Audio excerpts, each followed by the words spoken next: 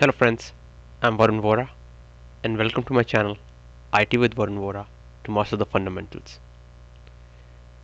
Friends, as we are making progress on our ITGC journey, I got a very interesting viewer question, so I decided to cover it in a separate video today as many of you will have this question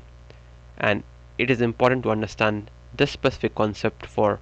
risk, security, compliance or audit assessment. And this question, when I explain this to you, it will be on a lot of your minds, but typically we keep on using this term very interchangeably in a very leisure way, so it's important to understand this concept as a whole. So the question is around what is the difference between a finding, an observation, and a deficiency or exception from an audit, risk, control or compliance perspective.